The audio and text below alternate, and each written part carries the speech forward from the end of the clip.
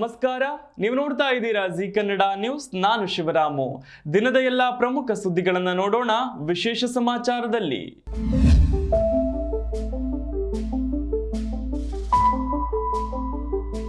ಕನ್ನಡ ಸಾಹಿತ್ಯ ಲೋಕ ಬಡವಾಗಿದೆ. ಅಕ್ಷರ ಲೋಕದ ತತ್ವಜ್ಞಾನಿ, ಸರಸ್ವತಿ ಸಮ್ಮಾನ್ ಪುರಸ್ಕೃತ ಪದ್ಮಭೂಷಣ ಡಾಕ್ಟರ್ ಎಸ್.ಎಲ್. ಭೈರಪ್ಪ ಇನ್ನು ನೆನಪು ಮಾತ್ರ. ವಯೋಸಹಜ ಅನಾರೋಗ್ಯದಿಂದ ಬುಧವಾರ ನಿಧನರಾಗಿದ್ದ 94 ವರ್ಷದ ಹಿರಿಯ ಸಾಹಿತಿ ಇವತ್ತು ಪಂಚಭೂತಗಳಲ್ಲಿ ಲೀನರಾಗಿದ್ದಾರೆ. ಇಂದು ಬೆಳಗ್ಗೆ ಮೈಸೂರಿನಲ್ಲಿರುವ ಭೈರಪ್ಪ ಅವರ ಮನೆಯಲ್ಲಿ ಅಂತಿಮ ವಿಧಿವಿಧಾನ ನಡೆಯಿತು. ನಂತರ ಚಾಮುಂಡಿ ಬೆಟ್ಟದ ತಪ್ಪಲಿನಲ್ಲಿರುವ ರುದ್ರಭೂಮಿಯಲ್ಲಿ ಅಂತ್ಯಕ್ರಿಯೆ ನಡೆಯಿತು. ಅಂತ್ಯಕ್ರಿಯೆಗೂ ಮುನ್ನ ಭೈರಪ್ಪ ಅವರಿಗೆ ರಾಜ್ಯ ಸರ್ಕಾರ ಸಕಲ ಸರ್ಕಾರಿ ಗೌರವ ನೀಡಿತ್ತು. ಅಂತಿಮ ವಿಧಿವಿಧಾನವನ್ನ ತಮ್ಮ ಪುತ್ರರು ಮಾಡಬಾರದು ಅಂತ ಭೈರಪ್ಪ ಅವರು ಬರೆದಿಟ್ಟಿದ್ದರು. ಹೀಗಾಗಿ ಅಗಲಿದ ಅವರಿಗೆ ಅಂತಿಮ ವಿಧಿವಿಧಾನ ಯಾರು ನೆರವೇರಿಸುತ್ತಾರೆ ಎನ್ನುವ ಪ್ರಶ್ನೆ ಇತ್ತು. ಆದರೆ ಅಂತಿಮ ಪೂಜೆಯಲ್ಲಿ ಭೈರಪ್ಪ ಅವರ ಇಬ್ಬರು ಪುತ್ರರು ಭಾಗಿಯಾಗಿದ್ದರು. ಪುತ್ರರಾದ ಉದಯಶಂಕರ್, ರವಿಶಂಕರ್ ಪೂಜೆಯಲ್ಲಿ ಕುಳಿತು ಅಂತಿಮ ಕಾರ್ಯ ನೆರವೇರಿಸಿದ್ರು. ಹಿರಿಯ ಪುತ್ರ ರವಿಶಂಕರ್ ಅವರ ತಂದೆಯ ಚಿತೆಗೆ ಅಗ್ನಿ ಸ್ಪರ್ಶ ಮಾಡಿದ್ರು. ಅಂತ್ಯಕ್ರಿಯೆ ವೇಳೆ ಭೈರಪ್ಪರ ಹುಟ್ಟೂರಿನ ಜನ, ಕುಟುಂಬಸ್ಥರು ಭಾಗಿಯಾಗಿದ್ದರು. ಅಲ್ಲದೆ ಸಚಿವರಾದ ಎಚ್.ಸಿ. ಮಹದೇವಪ್ಪ, ವೆಂಕಟೇಶ್, ಎಂಎಲ್ಸಿ ಶಿವಕುಮಾರ್, ರಾಜಕೀಯ ನಾಯಕರು ಹಾಗೂ ವಿವಿಧ ಕ್ಷೇತ್ರದ ಗಣ್ಯರು ಉಪಸ್ಥಿತರಿದ್ದು ಕಂಬನಿ ಮಿಡಿದ್ರು.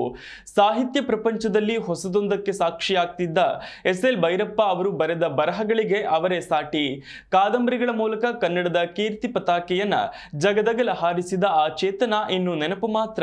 94ನೇ ವಯಸ್ಸಿನಲ್ಲಿ ವಯೋಸಹಜ ಅನಾರೋಗ್ಯದಿಂದ ಬಳಲುತ್ತಿದ್ದ ಅವರು ಬೆಂಗಳೂರಿನ ರಾಷ್ಟ್ರೋತ್ಥಾನ ಆಸ್ಪತ್ರೆಯಲ್ಲಿ ಚಿಕಿತ್ಸೆ ಫಲಕಾರಿಯಾಗದೆ ಇಹಲೋಕ ತ್ಯಜಿಸಿದ್ದರು.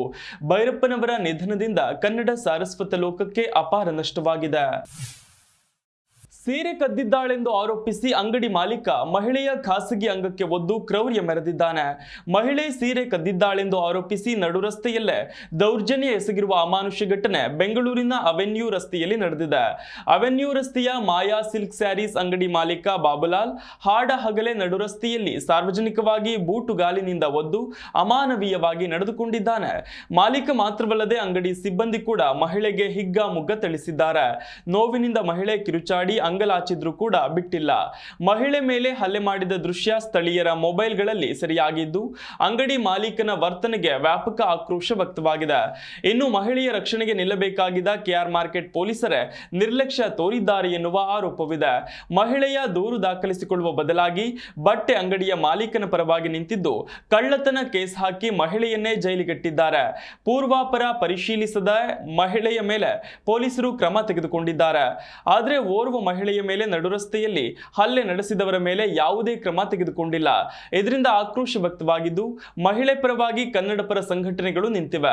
ಬಟ್ಟೆ ಅಂಗಡಿ ಮಾಲೀಕ ಬಾಬುಲಾಲ್ ವಿರುದ್ಧ ಕ್ರಮಕ್ಕೆ ಪಟ್ಟು ಹಿಡಿದಿವೆ. ಇನ್ನು ಮಹಿಳೆಯ ಮಾನಕ್ಕೆ ಧಕ್ಕೆ ತಂದವರನ್ನ ಬಂಧಿಸಲೇಬೇಕು ಅಂತ ಆಗ್ರಹಿಸಲಾಗಿದೆ. ಇನ್ನು ಮಹಿಳೆ ಕಳ್ಳತನ ಮಾಡಿದ್ರೆ ಕಾನೂನಾತ್ಮಕ ಕ್ರಮ ಆಗ್ಲಿ, ಆದ್ರೆ ನಡುರಸ್ತೆಯಲ್ಲಿ ಹಿಗ್ಗಾಮುಗ್ಗ ಥಳಿಸೋದು ಎಷ್ಟು ಸರಿ ಅಂತ ಪೊಲೀಸರ ವಿರುದ್ಧ ಕಿಡಿಕಾರಿದ್ದಾರೆ. ಇನ್ನು ಈ ಘಟನೆ ಮಾಧ್ಯಮಗಳಲ್ಲಿ ಬರ್ತಿದ್ದಂತೆಯೇ ಪೊಲೀಸರು ತರಾತುರಿಯಲ್ಲಿ ಮಾಲೀಕನ ವಿರುದ್ಧ ಕೇಸ್ ದಾಖಲಿಸಿ ಬಂಧಿಸಿ ನ್ಯಾಯಾಧೀಶರ ಎದುರು ಹಾಜರುಪಡಿಸಿದ್ದಾರೆ. ಬೆಂಗಳೂರು ನಗರದಲ್ಲಿ ಪುಡಿರೌಡಿಗಳ ಗ್ಯಾಂಗ್ ಒಂದು ಅಟ್ಟಹಾಸ ಮೆರೆದಿದೆ. ಶಸ್ತ್ರಸಜ್ಜಿತ ದುಷ್ಕರ್ಮಿಗಳ ತಂಡವೊಂದು ರಸ್ತೆ ಬದಿಯಲ್ಲಿ ನಿಲ್ಲಿಸಿದ್ದ 25ಕ್ಕೂ ಹೆಚ್ಚು 4 ಚಕ್ರದ ವಾಹನಗಳಿಗೆ ಹಾನಿ ಮಾಡಿದ್ದು, ಸಿಕ್ಕ ವಾಹನಗಳಿಗೆ ಅಡ್ಡ ಹಾಕಿ ಬೆದರಿಸಿ ಹಣ ಸುಲಿಗೆ ಮಾಡಿರುವ ಘಟನೆ ಬ್ಯಾಡರಹಳ್ಳಿ ಮತ್ತು ಅನ್ನಪೂರ್ಣೇಶ್ವರಿ ನಗರ ಪೊಲೀಸ್ ಠಾಣಾ ವ್ಯಾಪ್ತಿಯಲ್ಲಿ ನಡೆದಿದೆ. ಆಟೋದಲ್ಲಿ ಬಂದಿರುವ 6 ಮಂದಿ ರೌಡಿಗಳು ಬ್ಯಾಡರಹಳ್ಳಿಯ ವಾಲ್ಮೀಕಿ ನಗರದಲ್ಲಿ 20 ವಾಹನಗಳಿಗೆ ಮತ್ತು ಅನ್ನಪೂರ್ಣೇಶ್ವರಿ ನಗರದ ಮುದ್ದಿನಪಾಳ್ಯದಲ್ಲಿ 5 ವಾಹನಗಳಿಗೆ ಹಾನಿ ಮಾಡಿದ್ದಾರೆ. ಆರೋಪಿಗಳು ಮುಖಗಳನ್ನ ಟವೆಲ್ನಿಂದ ಮುಚ್ಚಿಕೊಂಡಿದ್ದು ಮಚ್ಚು ಲಾಂಗ್ ಹಿಡಿದುಕೊಂಡಿದ್ದರಿಂದ ಯಾರೂ ಅವರ ಹತ್ತಿರ ಹೋಗಿಲ್ಲ. ಈ ಬಗ್ಗೆ ಪೊಲೀಸರಿಗೆ ಮಾಹಿತಿ ತಿಳಿತಿದ್ದಂತೆಯೇ ಸ್ಥಳಕ್ಕಾಗಮಿಸಿದ್ದಾರೆ. ಆದರೆ ಆರೋಪಿಗಳು ಸ್ಥಳದಿಂದ ಕಾಲ್ಕಿತ್ತಿದ್ದಾರೆ. ಇಡೀ ಘಟನೆಯನ್ನ ಕೆಲವು ವಾಹನ ಮಾಲೀಕರು ತಮ್ಮ ಮೊಬೈಲ್ ಫೋನ್ಗಳಲ್ಲಿ ಸೆರೆ ಹಿಡಿದಿದ್ದಾರೆ ಅಂತ ಸ್ಥಳೀಯ ನಿವಾಸಿಯೊಬ್ಬರು ತಿಳಿಸಿದ್ದಾರೆ. ಈ ಸಂಬಂಧ ಬ್ಯಾಡರಹಳ್ಳಿ ಮತ್ತು ಅನ್ನಪೂರ್ಣೇಶ್ವರಿ ನಗರ ಪೊಲೀಸರು ಪ್ರಕರಣ ದಾಖಲಿಸಿಕೊಂಡಿದ್ದು ತನಿಖೆ ನಡೆಸುತ್ತಿದ್ದಾರೆ. ಅವಲಹಳ್ಳಿ ದೊಡ್ಡಬಳ್ಳಾಪುರ ರಸ್ತೆಯಲ್ಲಿ 25 ವಾಹನಗಳಿಗೆ ಹಾನಿ ಮಾಡಿರುವ ದುಷ್ಕರ್ಮಿಗಳು 3 ಮೇಲೆ ದಾಳಿ ಮಾಡಿ ದರೋಡೆ ಮಾಡಿದೆ ಅಂತ ಹೇಳಲಾಗ್ತಿದೆ. ದಾಸನಪುರ ಬಳಿ ಮಾರುಕಟ್ಟೆಗೆ ತರಕಾರಿ ಇಳಿಸಲು ಬಂದಿದ್ದ ಕೋಲಾರದ 33 ವರ್ಷದ ಮುನಿರಾಜು ಎಂಬ ವ್ಯಕ್ತಿಯನ್ನ ಆರೋಪಿಗಳು ದರೋಡೆ ಮಾಡಿದ್ದಾರೆ. ವಾಹನದಲ್ಲಿ ಕೆಲ ಸಮಸ್ಯೆ ಎದುರಾದ ಹಿನ್ನೆಲೆಯಲ್ಲಿ ಮುನಿರಾಜು ಅವರು ರಸ್ತೆ ಬದಿ ವಾಹನ ನಿಲ್ಲಿಸಿ ತಪಾಸಣೆ ನಡೆಸುತ್ತಿದ್ರು.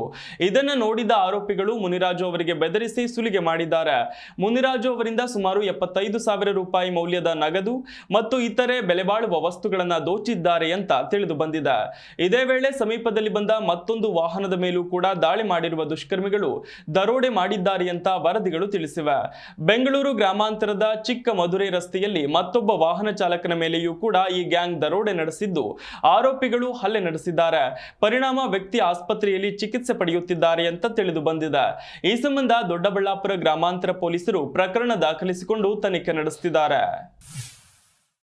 ಭಾರತವು ರೈಲಿನಿಂದ ಉಡಾಯಿಸಬಹುದಾದ ಮೊಬೈಲ್ ಲಾಂಚರ್ ವ್ಯವಸ್ಥೆಯಿಂದ ಅಗ್ನಿ ಪ್ರೈಮ್ ಕ್ಷಿಪಣಿಯ ಪರೀಕ್ಷಾರ್ಥ ಉಡಾವಣೆಯನ್ನ ಯಶಸ್ವಿಯಾಗಿ ನಡೆಸಿದೆ ಅಂತ ರಕ್ಷಣಾ ಸಚಿವ ರಾಜನಾಥ್ ಸಿಂಗ್ ತಿಳಿಸಿದ್ದಾರೆ. ಭವಿಷ್ಯದ ಪೀಳಿಗೆಯ ಕ್ಷಿಪಣಿಯನ್ನ 2000 ಕಿಲೋಮೀಟರ್ಗಳ ವ್ಯಾಪ್ತಿಯನ್ನು ಒಳಗೊಳ್ಳಲು ವಿನ್ಯಾಸಗೊಳಿಸಲಾಗಿದೆ.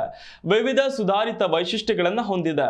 ವಿಶೇಷವಾಗಿ ವಿನ್ಯಾಸಗೊಳಿಸಲಾದ ರೈಲು ಆಧಾರಿತ ಮೊಬೈಲ್ ಲಾಂಚರ್ನಿಂದ ನಡೆಸಲಾದ ಈ ರೀತಿಯ ಮೊದಲ ಉಡಾವಣೆ ಇದಾಗಿದೆ.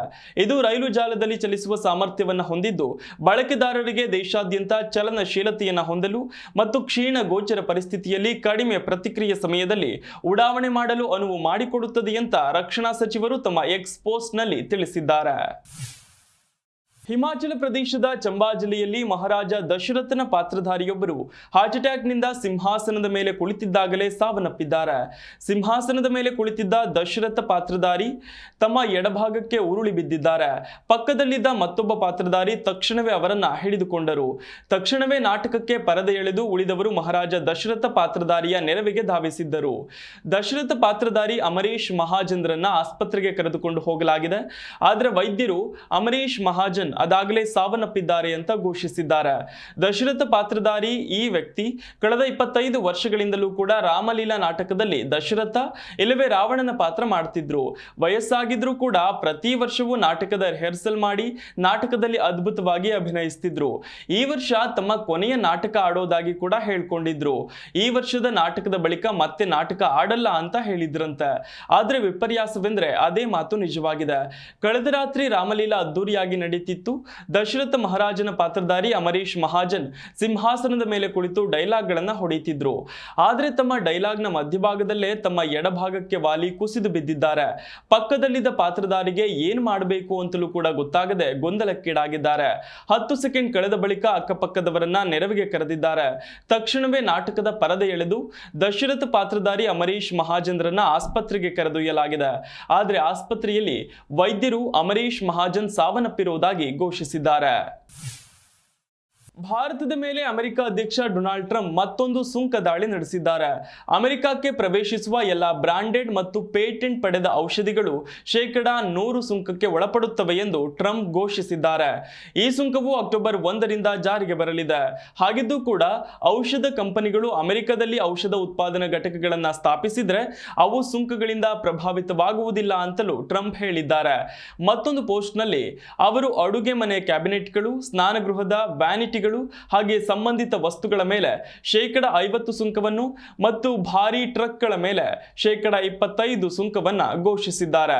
ಇತ್ತೀಚೆಗಷ್ಟೇ ಆಮದು ಶುಲ್ಕವನ್ನ 25ರಿಂದ 50ಕ್ಕೆ ಏರಿಸಿದ್ದರು. ಯುಎಸ್ನಲ್ಲಿ ಔಷಧ ಉತ್ಪಾದನಾ ಘಟಕಗಳ ನಿರ್ಮಾಣ ಕಾರ್ಯಗಳು ಈಗಾಗಲೇ ಪ್ರಾರಂಭವಾಗಿದ್ದರೂ ಸುಂಕ ಪರಿಹಾರ ಲಭ್ಯವಿರುತ್ತೆ ಅಂತ ಅವರು ಮತ್ತಷ್ಟು ಸ್ಪಷ್ಟಪಡಿಸಿದ್ದಾರೆ. ಭಾರತದ ಮೇಲಿನ ಔಷಧ ಶುಲ್ಕಗಳ ಪರಿಣಾಮದ ಬಗ್ಗೆ ಆಗಸ್ಟ್ 2025ರಲ್ಲಿ ಎಸ್ಬಿಐ ಸಂಶೋಧನಾ ವರದಿಯು ಟ್ರಂಪ್ ಭಾರತೀಯ ಔಷಧ ರಫ್ತಿನ ಮೇಲೆ 50% ಸುಂಕವನ್ನು ವಿಧಿಸಿದ್ರೆ 2026ರ ಆರ್ಥಿಕ ವರ್ಷದಲ್ಲಿ ಕಂಪನಿಗಳ ಆದಾಯವು 5ರಿಂದ 10% ಕಡಿಮೆಯಾಗಬಹುದು ಅಂತ ಹೇಳಿಕೊಂಡಿತ್ತು. ಈ ಘೋಷಣೆಯು ಭಾರತೀಯ ಔಷಧ ಕಂಪನಿಗಳ ದೊಡ್ಡ ಹಿನ್ನಡೆಯಾಗಬಹುದು. ಅಮೆರಿಕ ಭಾರತದ ಅತಿದೊಡ್ಡ ಔಷಧ ರಫ್ತು ಮಾರುಕಟ್ಟೆಯಾಗಿದೆ. ಅಮೆರಿಕದಲ್ಲಿ ಕೈಗೆಟುಕುವ ಜೆನೆರಿಕ್ ಔಷಧಿಗಳಿಗೆ ಭಾರಿ ಬೇಡಿಕೆ ಇದೆ. ಇದಿಷ್ಟು ಈ ದಿನದ ಪ್ರಮುಖ ಸುದ್ದಿ. ನೋಡ್ತಾ ಇರಿ ಜಿ ಕನ್ನಡ ನ್ಯೂಸ್, ಸತ್ಯವೇ ಸುದ್ದಿಯ ಜೀವಾಳ.